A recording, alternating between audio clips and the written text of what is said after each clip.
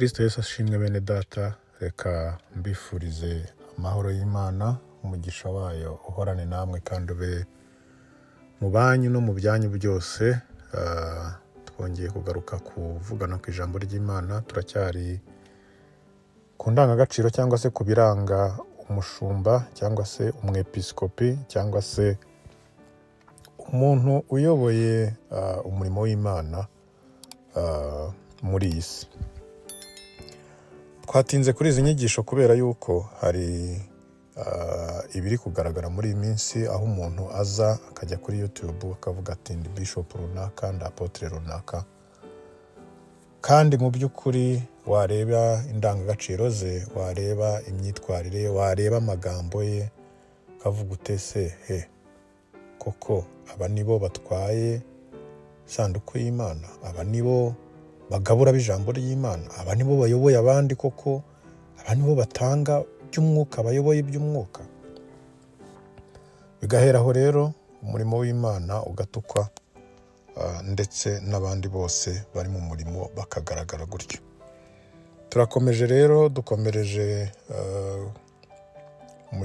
turacyari mu gice cya gatatu cya Timoteyo wa mbere, rwandiko Pawulo yandikiye Timoteyo.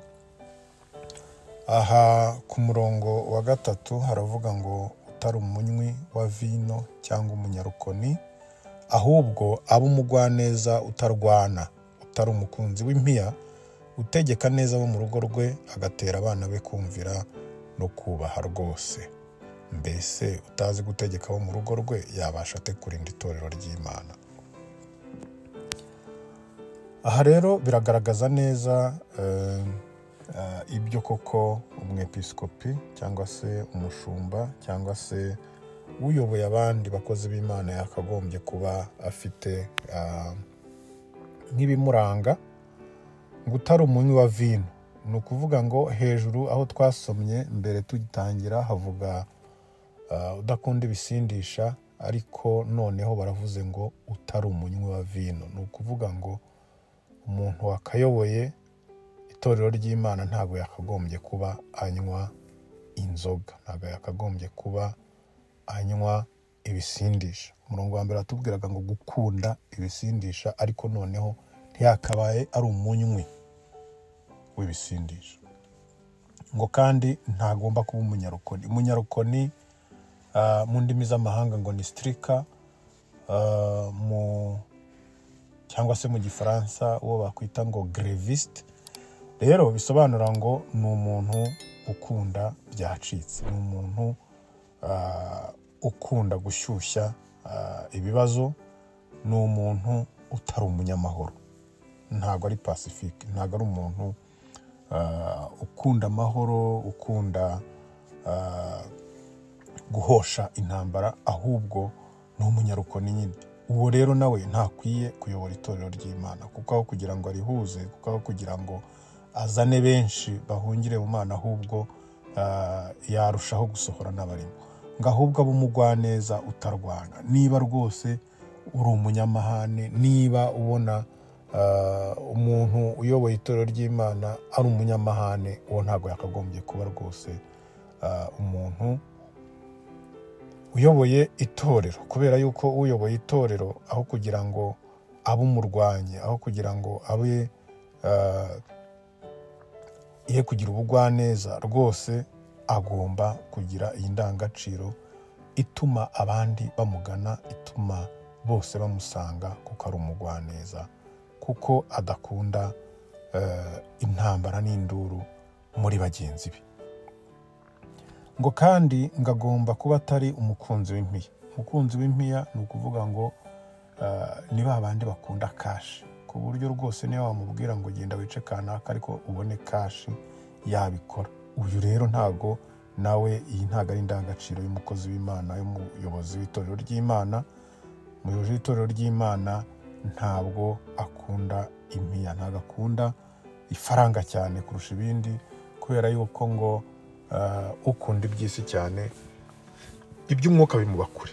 Rero ntabwo umukozi w'Imana cyangwa umuyobozi w'itorero ry'Imana yakagombye kuba umukunzi w'impiya cyane. Utegeka neza abo mu rugo rwe, ni ukuvuga ngo niba ufite umugore twabonye hejuru ko agomba kuba ari umugabo w'umugore umwe, niba ufite umugore n'abana wakagombye kuba duhera aho ngaho ngo tubone ko uri umuyobozi koko, ukaba uyobora abo mu rugo rwawe neza, ngo agatera abana be kumvira no kubaho rwose. Yakagombye kuba azi gutanga uburere ku bana be, abamuvukaho kuko nabo bafite indangagaciro z'ubumana. Mu izina rya Yesu rero, Satani yabibye imbuto mbi muri uyu murimo, aho usigaye usanga abantu biyita iki, abandi bakiyita iki. Wareba indangagaciro zabo, wareba imbuto bera, ukayoberwa kuko nibo abo bantu bakorera Imana. Ese tubigenze gute? Umwuka wera niwe bakwiye rwose, dukwiye kwiyambaza kugira ngo aze atahe mu bakozi b'Imana, hanyuma babashe kunoza inshingano, babashe kunoza ibyo bahamagariwe, aho gutukisha umurimo w'Imana. Rero niba uri umwepiskopi cyangwa se ukaba wifuza kuba we, reba neza ibi bintu, reba neza indangagaciro, ubanze urebe kuko niba uzujuje. Niba utazujuje, ubanze wige, ubanze uhinduke, ubone kwifuza kuba umwepiskopi. Ikindi kandi niba waramaze kubyinjiramo ukaba ubona koko uri umukozi w'Imana ariko uri gutukisha umurimo wayo, banza ufate ka pose maze wisubireho, ukomeze umurimo wo kugira ngo utukishe uyu murimo w'Imana. Turagushimye Mwami Imana ko wongeye kutuganiriza. Ndakwinginze kugira ngo uhembure umurimo wawe, hembura umurimo wawe, ugendagenda mu bakozi bawe.